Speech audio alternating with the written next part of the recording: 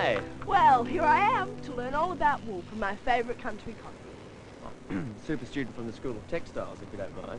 No, I don't mind at all, Simon, but tell me, what are we doing on this wharf? I don't see any sheep anywhere. Well, I thought I'd start my wool story at the finish. Oh, for the benefit of those people who like to read the last page first? Very funny. But take a look over there. This is where most of our wool ends up, on a ship bound for all parts of the world. Oh, the good old export market, eh? That's right. Did you know that 96% of all our wool is exported to not only our trade partners, but to many developing countries as well?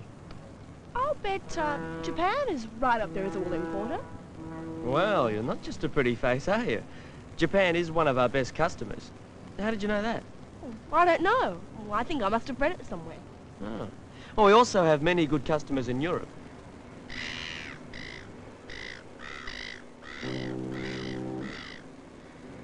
Oh, I thought that nearly everyone used containers for shipping.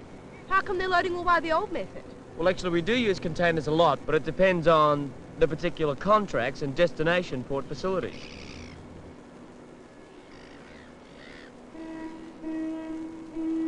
Well, everything looks pretty, ship-shape here. When do we see sheep shapes? You're now looking at Australia's finest, the merino. Not a very big flock. Oh, not right here. But throughout Australia in 1981, the sheep population was more than 120 million, and most of them merino. The rest were locally developed breeds, or some imported from the UK. Well, I think they should have stayed at home. The grass is definitely not greener here. Oh, sure, the countryside's pretty dry right now, but come winter you'll find our pastures as lush and green as you could wish, and you'll be wearing woolen clothes as fine as you could see anywhere.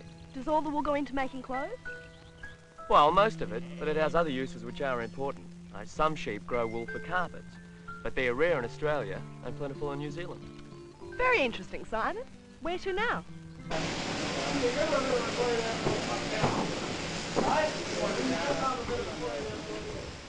Once a year, the sheep are shorn. Now, see how skillful the men are at removing the wool in one piece. They can shear from 120 to 200 sheep in a day, and they get paid accordingly. Well, it's hard work, but they get paid well. Hey, do you want to have a go? No, thanks. I can't even handle my father's short bag and sides. The fleece is thrown onto the classing table in such a way that the short fibres fall away. They have to be separated because they're processed differently from the long ones. It's important to remember that they will be used and not thrown away. See, with wool, nothing is wasted. The edge of the fleece, or skirt, is removed, leaving the fleece even in length and ready for classing. I suppose that's what they used to make skirts with. Sally. Now, once the wool has been classed and baled, it's transported to the store and stacked, ready for sampling and sale. Don't tell me they have to open up the bales again to sample the wool.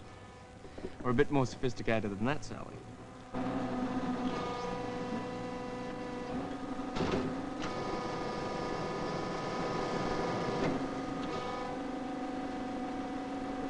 Well, actually, each bale is sampled in two ways.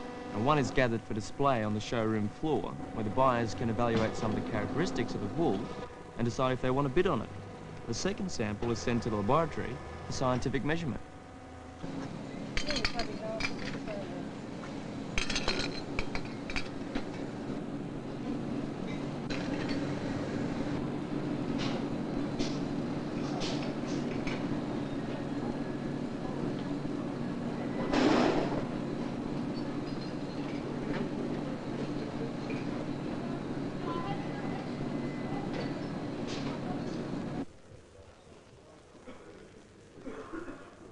You said bid on it. Do they actually auction wool like houses and cars? That's right. And right here on the show floor is where the prospective buyers get to check out the wool that's for sale. Each buyer has a catalogue which lists the measurements of fibre diameter, yield and vegetable matter content, etc. Take a look at this guy. See how he's flicking the wool? He's testing it for strength. Now look at this. This is the magic of wool. These fibres contain tiny little barbs. and they lock together when the fibres lie side by side, giving wool a strength and elasticity which is absolutely unique. Now, let's see some buyers in action. 2 Van Lane, 27, 260. 241, 248, 2, 3, 4, 5, 6, 58, 20, 1, 2, 3, 4, 5, 6, 7, 8, 9, 30.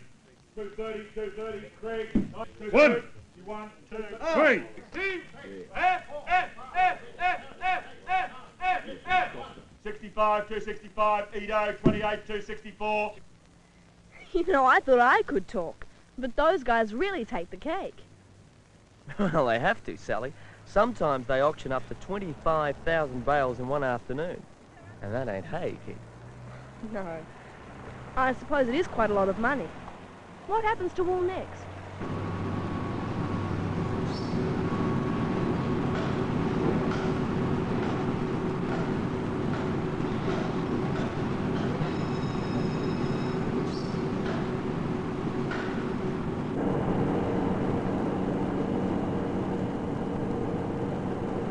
Most of the wool, as I said, will leave the country, but it does so in a greasy state.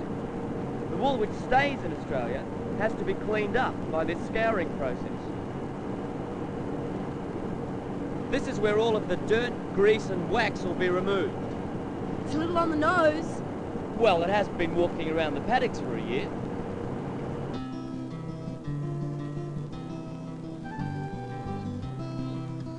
After the wool is dried, it's moved to the carding room. This large machine has drums covered with fine steel needles.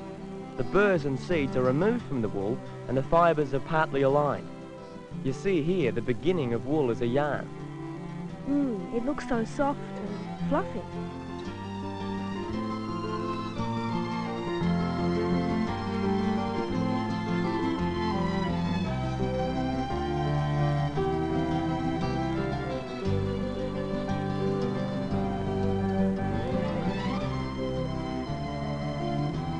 Even after the carding, there's still a little pruning to do. This is where the rectilinear combs enter the process. Can you see what the combs are doing to the wool? Of course. They're, Apart from further fibre aligning, they're combing out the short fibres. All wool has fibres of different lengths, and the short ones, about 10%, are separated and used for ancillary purposes, like blankets. Now take a look at this. The long fibred wool holds together quite strongly. Now see how the short fibres break up much more easily. They call these short fibres noils. Noils? Yeah, that's right, noils. And the longer fibres are being made into a top. Noils and tops. I suppose I had to call them something.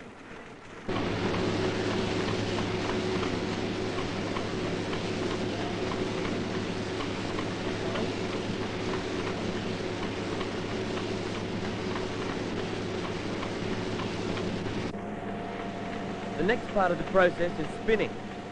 The comb top is lengthened and the cross-section reduced by this drawing method. It's then spun into a yarn by this spinning frame. It spins a yarn faster than you do, Simon. Well, time is money, Sally. Now, you learn about that once you get into the business world.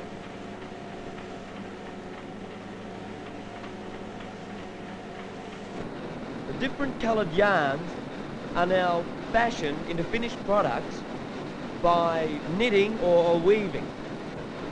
The main threads of this weaving procedure are very strong and are responsible for the overall strength of the cloth. The cross yarn endow the finished material with excellent handling characteristics. The woven cloth is used mainly for men's suits and school uniforms. I always remember those ads in tailors' shops. Genuine worsted material.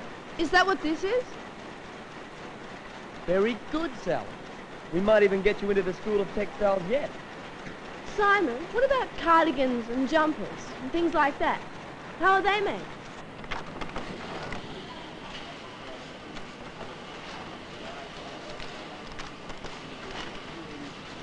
Well, those types of garments are usually produced on one of 3 knitting machines. But wool usually has less twist than that used in weaving.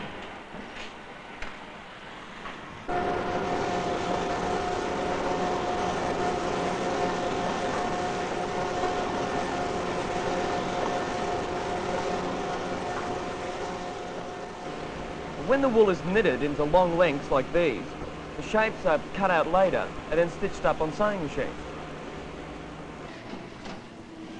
This fully fashioned machine actually knits the shape in. No matter how the garment is knitted, you end up with... Ta-da! A great wool jumper. Simon, I can't wait to see this fashion parade this afternoon. Just think, in one day we'll have seen everything woolly from a jumbuck to a jumpsuit. I know, Sally, when you think about it, there's wool around more than just your body. Like the carpet you're standing on, the blankets in your bedrooms, those curtains, even the lounge room seat covers. All wool or combinations of wool, and all very attractive. Simon, you're so informative, and I could listen for ages, but we mustn't be late for the parade. Shall we?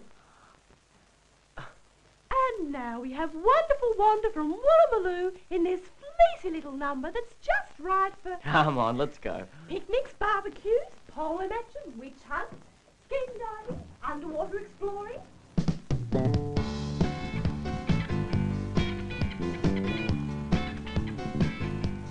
What a beautiful outfit. But surely it can't be wool.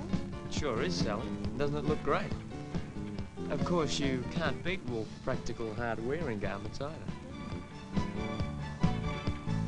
Trust you to remind me of school, Simon. Oh, look at that. Absolutely stunning. Oh, yes. She is lovely. The clothes, Simon.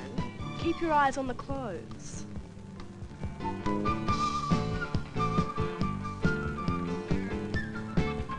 You know, wool really is so attractive. No wonder Australian designs are so popular overseas. Simon, do you...